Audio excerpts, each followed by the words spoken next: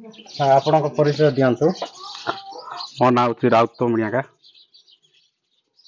ଗାଁ ନା ତଳକୁଟିଙ୍ଗା, ପଞ୍ଚାୟତ ଉପରକୁଟିଙ୍ଗା, ବ୍ଲକ ଲକ୍ଷ୍ମୀପୁର। ହେଲେ ଆପଣଙ୍କ ଗାଁରେ କ'ଣ ସମସ୍ୟା ହେଇଛି? ଦେଖନ୍ତୁ ଆଜ୍ଞା, ଆମ ଗାଁରେ ସବୁ ପ୍ରକାର ସମସ୍ୟା ଅଛି, କିନ୍ତୁ ମୁଖ୍ୟ ସମସ୍ୟା ତ ହେଉଛି ପାଣି। ପାଣି ଯେଉଁ ବ୍ୟବହାର ଆଗରେ ଯେଉଁଟା ଦେଇଥିଲେ ସେଇଟା ଭଲ ଚାଲୁଥିଲା। ତାପରେ ଯେତେବେଳେ ମରାମତି ପାଇଁ ଆଉ ଘରେ ଘରେ କି ଯୋଜନା ଗୋଟେ କଲେ ତାଙ୍କେ ପାଇପ୍ ପାଣି ଦେଲା ବେଳକୁ ଆଉ ପାଣି ଆସୁ ବି ନାହିଁ, ଆଉ କିଛି ନାହିଁ। ଏବେ ବହୁତ ହଇରାଣରେ ଅଛନ୍ତି। ଆଉ ଏବେ ନଦୀ ଉପରେ ସବୁ ଗ୍ରାମବାସୀ ନିର୍ଭର କରୁଛନ୍ତି। ଏବେ ନଦୀର ପାଣି ପିଇକରି ଏବେ ସବୁ ରୋଗରେ ହେଇକରି ଅଛନ୍ତି। ହେଲେ କ'ଣ କରିବ? କ'ଣ ଆଜ୍ଞା କରିବାକୁ ଚିନ୍ତା କରୁଛନ୍ତି?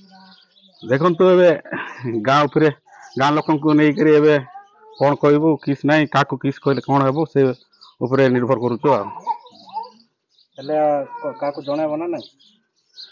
ସରପଞ୍ଚକୁ ଜଣେଇ ବୋଲି ସମସ୍ତଙ୍କ କଥା ହେଇଥିଲୁ। ତାପରେ ଥରେ ବି କହିଥିଲୁ।